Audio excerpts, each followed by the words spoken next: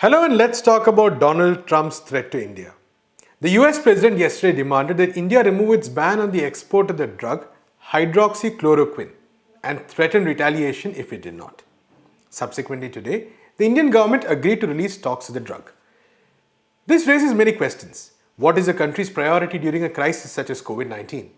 How do countries cooperate to ensure that there are enough drugs for all during this time? What benefits does this drug, hydroxychloroquine, bring? We'll talk about all of this, but first here are some updates. The total number of active cases in India is close to 4,000 with as many as 114 deaths, according to government figures. Today is the 14th day of the countrywide lockdown. In Mumbai, the Walcott hospital, which was sealed yesterday after a number of cases, has seen 40 nurses test positive. The Delhi government has announced a 5T framework to contain the disease. This includes taking over up to 12,000 hotel rooms and the possibility of even taking over private hospitals if the number of cases rises to 30,000. 1 lakh random tests will also be conducted in COVID-19 hotspots across the city. Yesterday, the Union Cabinet met to cut the salaries of MPs by 30% for 1 year in the wake of the crisis. The President, Vice President and Governors have also volunteered to take pay cuts.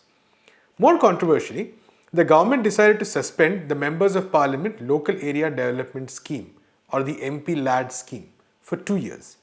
During this period, the money, that's 7,900 crores, will go into the Consolidated Fund of India. The opposition has criticized this move and we'll be discussing this today. It was in the midst of all this that Trump made his threat. On Sunday, he had called Prime Minister Modi asking that orders placed for hydroxychloroquine by American companies be delivered. On Monday, at a press conference, he said, referring to the Prime Minister, that if he does not allow it to come out, that would be okay, but of course, there may be retaliation. The Indian government had imposed a bar on the export of these drugs on March 25th and tightened these rules further on April 3rd. Today, the Indian government announced that it would ease restrictions on the export of hydroxychloroquine and paracetamol. India is the largest producer of this drug, which is used against malaria. We talked to Prabir Purkayasa on the politics around drug sales, the unacceptable US threat, and how India should have responded and should continue to respond. Thank you, Prabir, for joining us. So, as we've seen, Donald Trump has issued a warning, there's no other word for it, and a threat to the Indian government and specifically to Prime Minister Modi regarding the drug hydroxychloroquine. And there's a lot of confusion going about because on the one hand, there is the argument that India should be supplying drugs, and which is what it already has. On the other hand, there is the argument that we should be keeping these drugs for ourselves at what could be a critical point. So before we get into that, we see that this is in some senses a very unfriendly move and also completely inappropriate at this point of time. The United States has dealt in this particular way right across the board, across countries, and it didn't matter whether they were allies, they were friends, or they were enemies. Against countries which consider enemies, even under conditions of a pandemic, it is not only worsening the sanction regime on them, but making no exception for health or any other issue. So that remains. But when it comes to health equipment it needs or medicines it needs, it has been, as you know, acting almost as a highway robber, piracy, whatever you want to call it, snatching equipment away even from the tarmac of different countries and supplying it to the United States. We all accept that countries at the moment are desperately short of what is called personal protective equipment and ventilators. But the response has to be through a global leadership and countries coming together. This is something that G20 met. As you go through a video conference, none of these things were discussed. These are not being discussed at the United Nations level or at the level of WHO where every country is represented. Instead of that, you are at the moment really looking at beggar thy neighbor policy on one hand, and if you have anything that you manufacture, you hold on to it. Now, this is the problem that we see, and the United States is very clear that it will continue to act only in its self-interest. It does not really care for a global pandemic or a global response, and this is the failure of global leadership the United States is clearly showing. Right. Coming back to India, I think there is a much bigger issue involved, not only hydroxychloroquine and chloroquine, but how does India at this moment respond to a global crisis of this kind? And I would say that India also needs to be conscious about what it owes to the people of the country and the measures it is taking, stopping export of essential drugs of different kinds, as well as hydroxychloroquine and chloroquine. But on the other side also, it is the global pharmacy of particularly the poorer countries. And they desperately need, for instance, AIDS drugs and a whole bunch of cancer drugs that India now produces. And without that, their people are at risk. So how do we address the global need with the national need is something we have to work on. And I would say the issue is not on the export ban alone. The issue is really how do you ramp up production? Right. If you have the pharmaceutical companies in the country, at the moment, can we really repurpose a lot of this production to produce hydroxychloroquine? Because this is a very old drug, and it is something that we can do much more easily. And if you require to import bulk drugs, as we used to say, the active pharmaceutical ingredient, which is what the Chinese today manufacture in really large numbers.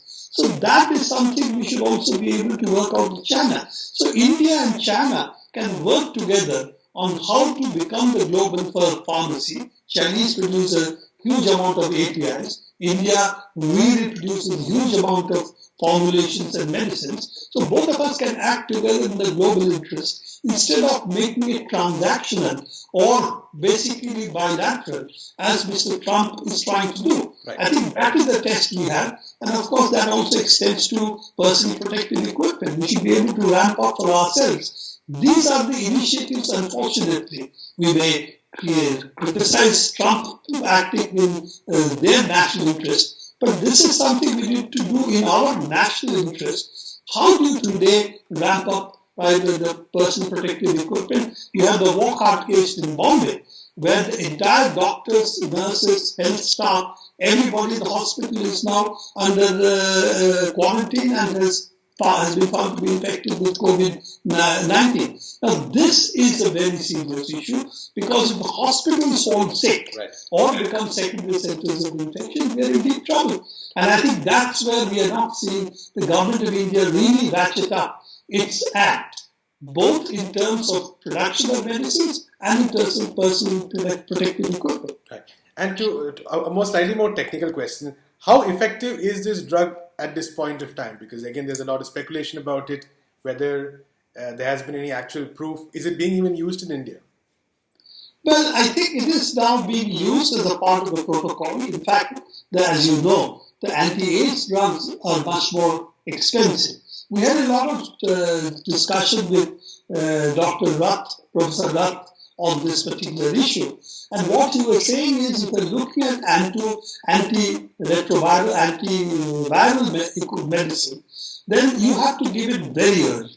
And if you give it very early, then you might be able to control the disease, but that really requires your being able to do it at a stage which is almost the first preliminary stage of the disease itself.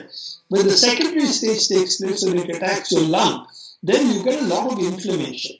And inflammation of the lung is the key element, which then causes the problem. And for older patients, people like me, for instance, we also get a secondary infection, which is a bacterial infection. So you need a combination of anti-inflammatory and antibiotics at the point, which azithromycin, as you know, is one of the drugs which were also tested in the French example, which is not widely quoted, but both hydroxychloroquine as well as chloroquine phosphate were used in China as well, and they have an anti-inflammatory property, which is why they're used in rheumatoid arthritis, because it's an inflammatory disease.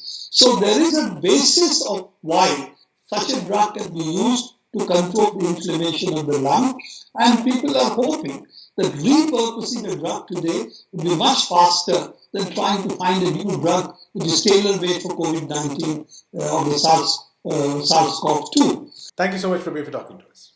Our next story is about the suspension of the MPLADs scheme. The government supporters are making the argument that this is to help in the fight against COVID 19, but the opposition has disputed this, pointing out that this fight against COVID 19 is happening more at the local level and hence MPLADs is essential. We spoke to journalist Paranjoy Guha on this issue. Here is what he had to say. Paranjoy, thank you so much for joining us. So, as we've seen the MPLADs scheme, the centre has suspended it for 2 years and the funds will be diverted to the Consolidated Fund of India. Now, on the face of it, the government and its supporters are presenting this as a gesture to increase and strengthen India's fight against COVID 19. But a deeper look seems to reveal something much, much different, and the opposition has criticized the government for it. So, could you tell us what your analysis of the situation is? Prashant, you're right. The opposition members of parliament are deeply unhappy that this decision was taken in an arbitrary and a whimsical manner, almost in the same manner in which Mr. Modi announced that the country would be locked down, giving people 3.5 hours notice. But before I explain why the opposition members of parliament are extremely unhappy with the Monday's decision of the cabinet, let me briefly outline for you what is this whole MPLADs scheme. That acronym stands for Member of Parliament Local Area Development Scheme. Now, this applies to the 543 members of the Lok Sabha, the lower house of parliament, as well as the 245 members of the upper house of parliament, that is the Rajya Sabha. So all are put together 788 members of parliament. Now, this scheme started in December 1993 when P.V. Narasimha Rao was the Prime Minister of India. Initially, this scheme was under the Ministry of Rural Development. In 1994, October, this entire scheme was under the administration and monitoring of the Ministry of Statistics and Program Implementation. The initial amount was 25 lakh rupees per MP. Then for the financial year 98-99, it went up to 2 crore rupees, and then in 2011-12 it went up to 5 crore rupees. Now, this is essentially meant to decentralize governance, and it's a very transparent kind of a scheme. And I mean, the main criticism of the scheme has been that because the funds are not lapsable, members of parliament don't do very much in the first 4 years and then spend all the money in the 5th year of their term.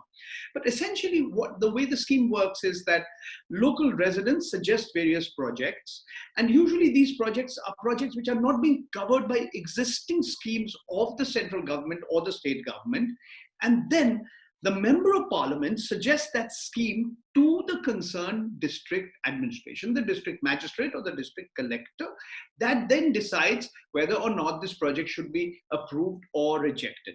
And the funds are not going it doesn't go into the MP's account. It goes straight to the account of the district administration and it's spent accordingly. Now, if you look at the track record of, say, the utilization of the MPLAD scheme over the 5 years of the previous Lok Sabha, that is the period from 2014 to 2019, the first Modi government, you'll find there were some certain states which were absolutely brilliant in utilizing the money from the MPLAD scheme. Now, these include states such as Sikkim, Telangana, Kerala, West Bengal. And there were also some states that performed very, very poorly. And that includes Uttarakhand, Tripura, Jharkhand, Rajasthan, Orissa. Just to give you a few examples, as we talk in this 5-year period, Andhra Pradesh, the total amount was 520 crore rupees during the period of the 16th Lok Sabha, but 81.8 crores was not spent. It was still with the district administration.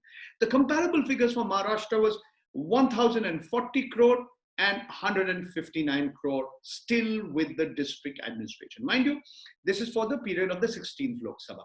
Rajasthan, total amount 565 crores, still lying unspent, 106.34 crores. Uttar Pradesh, 1,892 crores, unspent 255 crores. The short point is that this money, the way it is spent, and this money can be spent when there is a calamity, when there is when there is a natural disaster, when there is a calamity of the kind that we are currently going through. And what we are seeing is that MPs can willingly contribute 25% of the amount to the concerned, state, say, relief fund. So the Karnataka Chief Minister's Relief Fund or whatever. But let's come down to Monday's decision of the cabinet. You suddenly suspend for 2 years, say this entire amount of money is going to go to the Consolidated Fund of India, and the amount works out to about 7,900 crore rupees. Now, people are not unhappy that the salaries of MPs are cut. They're unhappy with this scheme because they believe it's really undermining members of parliament. It's centralizing the way money is spent. So, and I was talking to Ravi Nair, the journalist, who described it as a shrewd political move to really undermine opposition MPs. Remember, opposition MPs, at a time the country is going through this terrible calamity, this pandemic and this economic crisis. Now, let's look at what certain opposition members of parliament have said. Sitaram Yechuri of the Communist Party of India, Marxist, he said that this calamity can be fought best at a local level, at a state level. And he said that, the BJP has enough money from these opaque electoral bonds. I mean, why is it going ahead? I mean, it should abandon the Central Vista scheme in Delhi. And the Congress members of parliament, only one Congress MP has dissented, and that's Jairam Ramesh. He's gone against the party line, and he said that this money should be used for state funding of elections. Be that as it may, Manish Tiwari, Shashi Tharoor, they've all described this as a knee-jerk reaction. Just in the same way as suddenly Mr. Modi announces a countrywide lockdown, gives people a 3.5 hours notice, and says that this scheme was essentially meant to address gaps and fill the gaps in government initiatives that were not really covered by central schemes, state schemes. Now, Saugata Roy of the Trinamool Congress, he said this is completely arbitrary, whimsical. Why wasn't even there a semblance of a consultation with members of parliament? Randeep Surjewala said that, you want MPs to lose their voice? You want to manage distress at a macro level from Delhi, whereas MPs and representatives of the people are trying to look at managing how to alleviate the misery of people at a micro level. So this is one other instance of how arbitrary and whimsical the government has been. Thank you so much, Paranjay, for talking to us. That's all we have in this episode of Let's Talk. We'll be back tomorrow with the major news developments of the day. Until then, keep watching NewsClick.